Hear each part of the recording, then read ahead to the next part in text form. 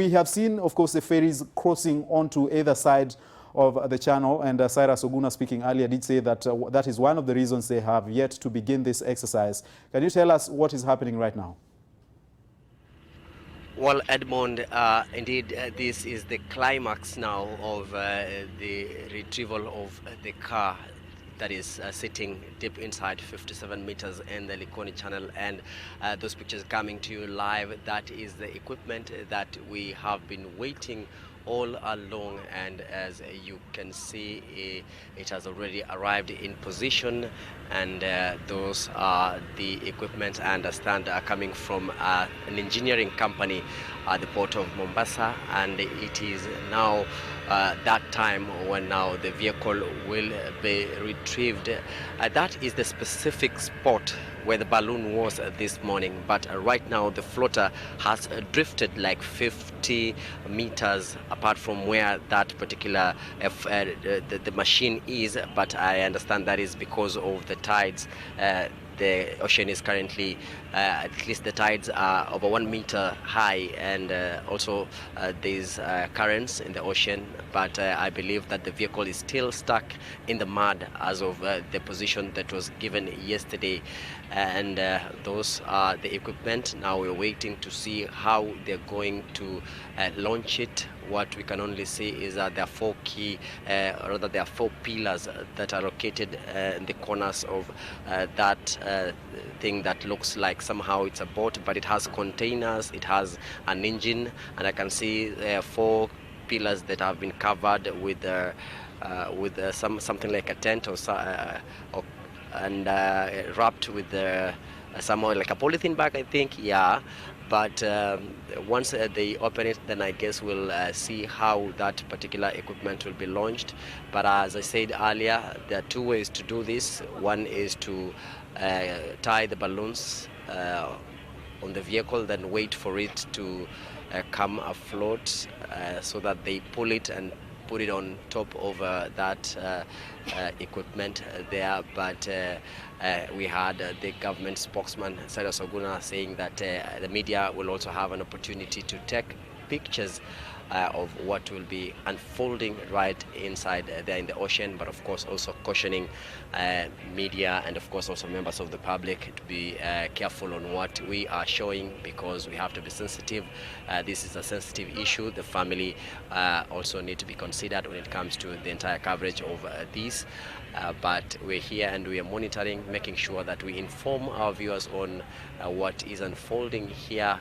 We really don't know how that equipment works, but I've already explained one possible way of removing that vehicle, but there's also another way, which we are told is suspending cables using a winch down 57 meters so that they can be able to pull it up and drag it to that equipment there that will be bringing the vehicle ashore. And I'm also sure once this recovery exercise is done, then we expect a comprehensive briefing from the government officials led by government spokesman Cyrus Oguna, who a few minutes ago told us that works will be beginning shortly, which we have already seen that happening. And it's also important to note that the ferry services, I can see they're still going on, but the ferries have been diverted to take somehow a different channel, or rather route, accessing both sides of the channel from the mainland to the island, and they're approaching the island from the right hand side from where I'm standing, and they've left that spot specifically for that equipment and the divers to start the operation of retrieving the vehicle.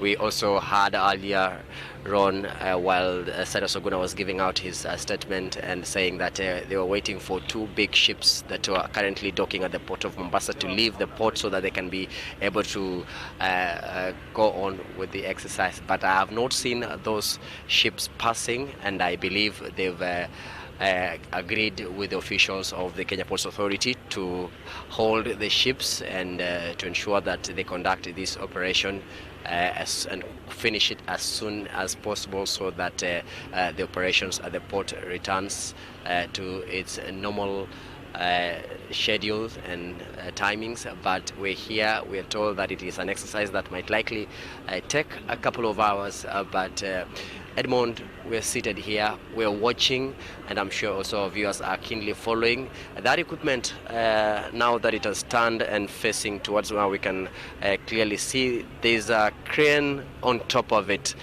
and I believe that is what will be used to pull the vehicle out once it's brought up using the balloon. But Edmond, we're here, we're waiting to see how it will happen.